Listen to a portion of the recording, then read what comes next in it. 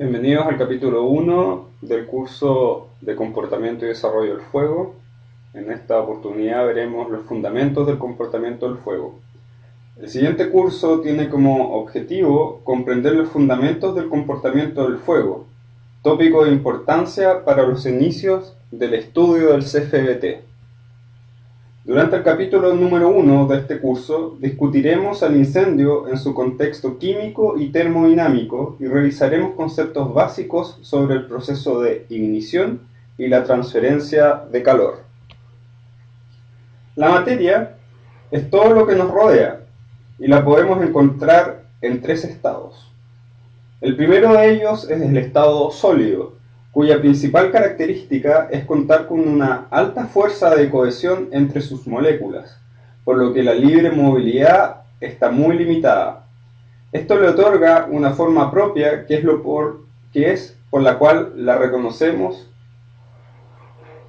Como dato extra y desde el punto de vista de la combustión, podemos agregar que durante el proceso de pirólisis, concepto que discutiremos más adelante, los productos no poseen un gran contenido energético a excepción de los productos sintéticos. El estado líquido de la materia posee una fuerza de cohesión mucho menor a la del estado sólido y tiende a mantener la forma del recipiente que lo contiene. Esto confiere un peligro extra al momento de trabajar en emergencias en donde este estado de la materia se encuentra presente como combustible.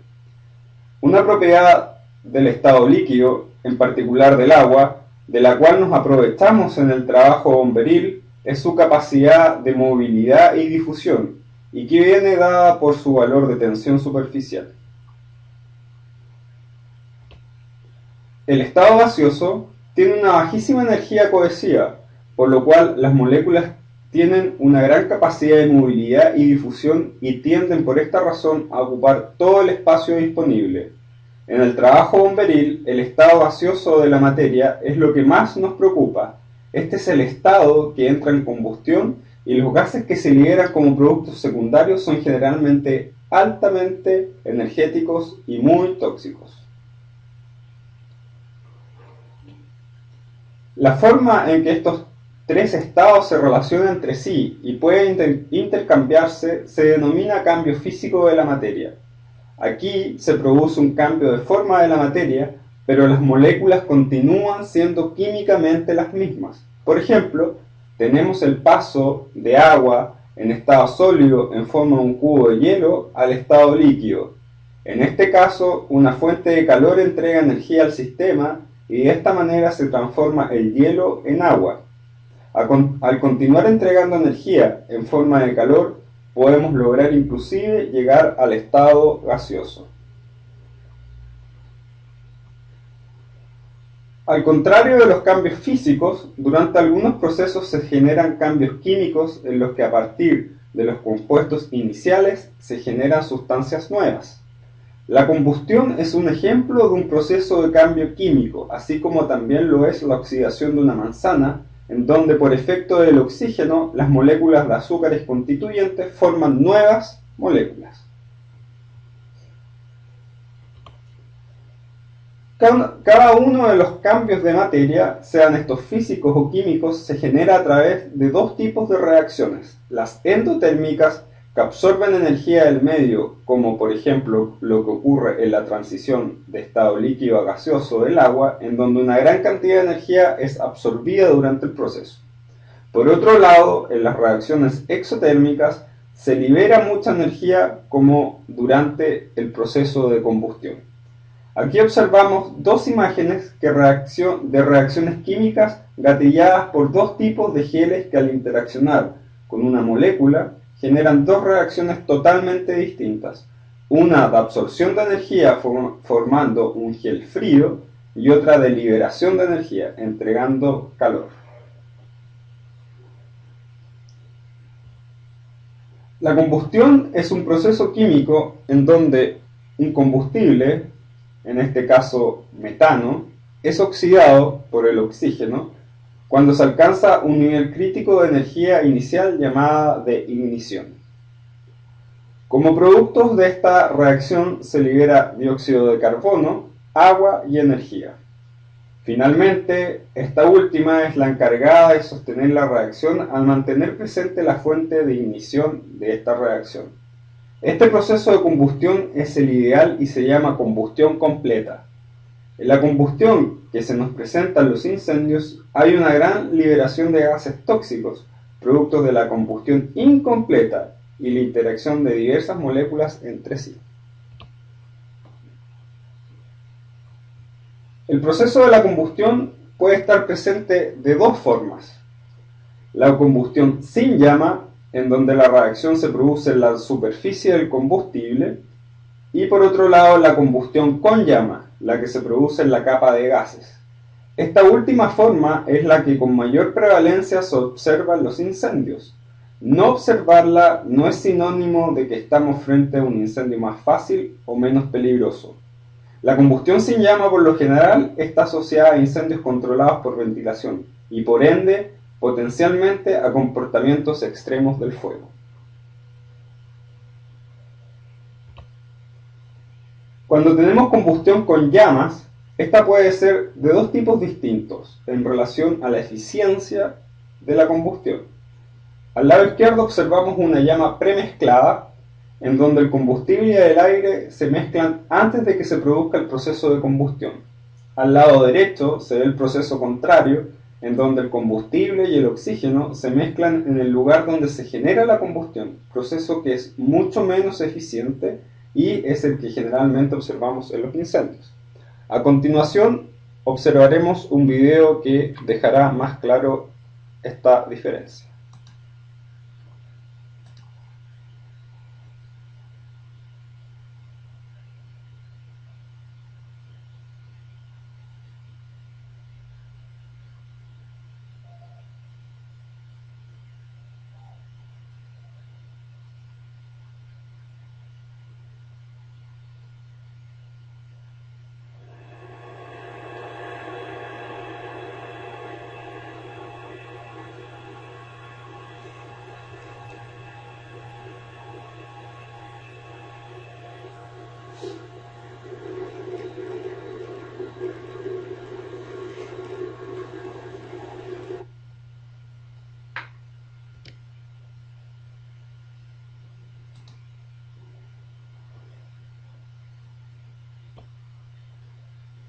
Dentro de las formas para poder explicar los fenómenos que suceden a nuestro alrededor, se han creado modelos que buscan explicar de la forma más aproximada la realidad.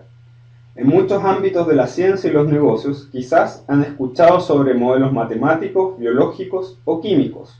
La combustión como reacción química tampoco queda ajena a esta forma de representar la realidad. Pero ¿dónde están estos modelos?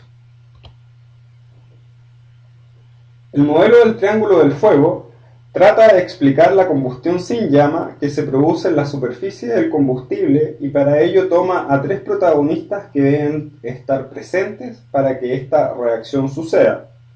En la base del triángulo tenemos un combustible, el cual en presencia de calor y una concentración de oxígeno producirá el fenómeno del fuego. Pero el modelo anterior no logra explicar el sistema completo tal y cual lo observamos en el incendio. No explica la combustión con llama. Para poder explicar este proceso debemos agregar a los tres componentes ya nombrados, combustible, calor y oxígeno, la reacción química en cadena. Con este último componente la combustión se autosostiene en el tiempo.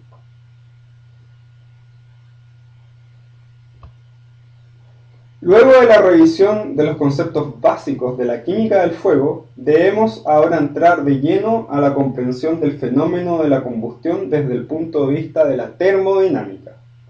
Con algunos de los conceptos que estudiaremos en adelante, podremos comprender de mejor manera mucha de la literatura sobre comportamiento del fuego en espacios cerrados y de los beneficios y desventajas de las distintas formas de poner el agua en el incendio. Para iniciar esta discusión debemos entender algunos conceptos. La energía termal es la energía cinética interna de un sistema, considerando a esta energía como una energía que es capaz de generar un movimiento. El calor es la energía termal en tránsito debido a diferencias de temperatura. Podemos pensarlo como un fluido que avanza desde un lugar de mayor presión a uno de menor presión. Y la temperatura es la medida del calor o energía termal de las moléculas de una sustancia. De esta manera, la energía termal depende de la masa del objeto, es decir, mientras más grande el objeto, más energía termal posee, pero por el contrario, la temperatura es la energía que poseen las moléculas.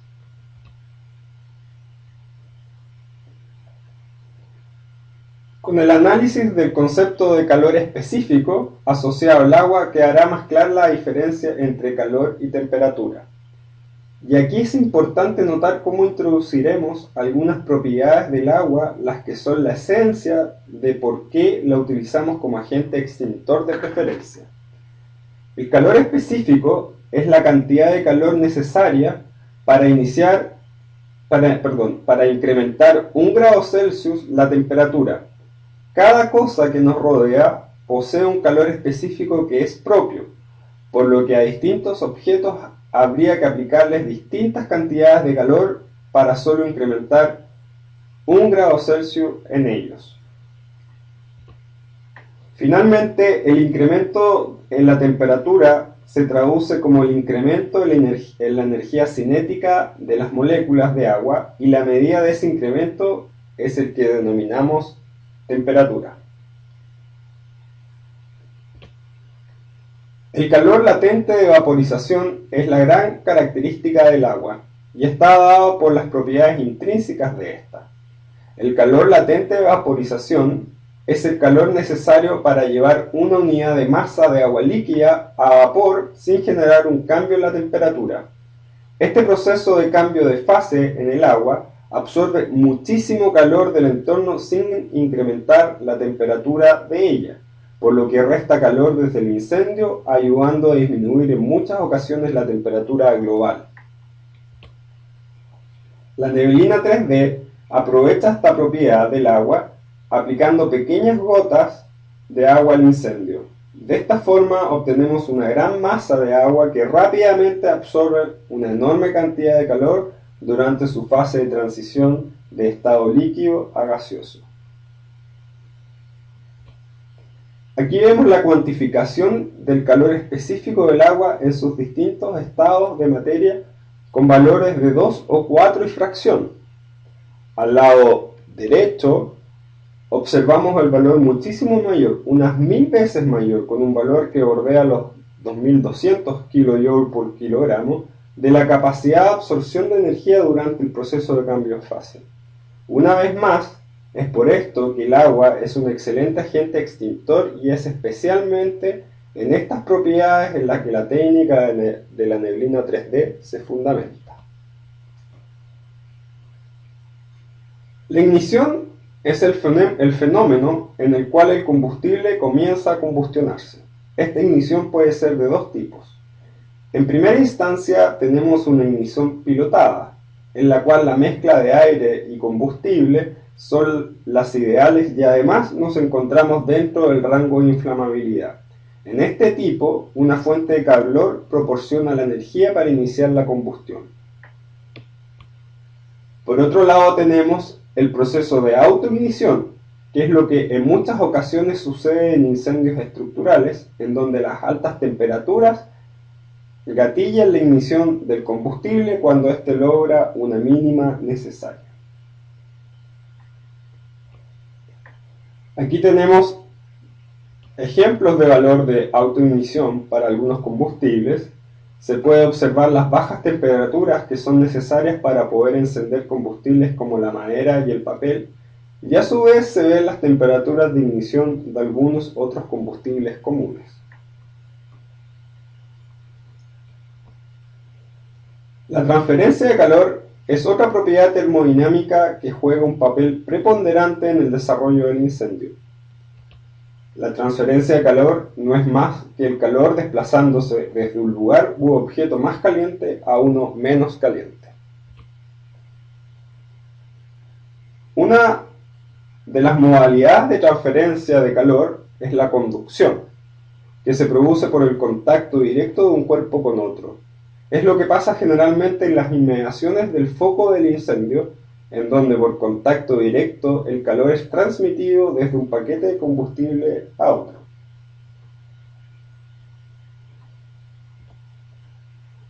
Una segunda modalidad de transferencia de calor es la convección, en la que el calor se transfiere como un fluido, entiéndase gases calientes y humo, desde un lugar de menor concentración de calor a uno de mayor. Esta forma de transferencia de calor es crítica en las cajas de escala, por donde un incendio que se ha producido en un piso inferior asciende y se propaga en pisos superiores. La radiación es la tercera forma de transferencia de calor y es en donde el calor es transferido como onda electromagnética. Es importante recordar que todos los cuerpos emiten radiación, inclusive nosotros mismos, y es esta propiedad de los cuerpos que es aprovechada por las cámaras termales y que nos es de tanta ayuda en la búsqueda de víctimas, bomberos, del foco del incendio y de las incandescencias durante la remoción del incendio. El flujo de la energía radiante es la forma de medir la transferencia de energía radiante entre un objeto que es el ente emisor de radiación y otro que es el receptor.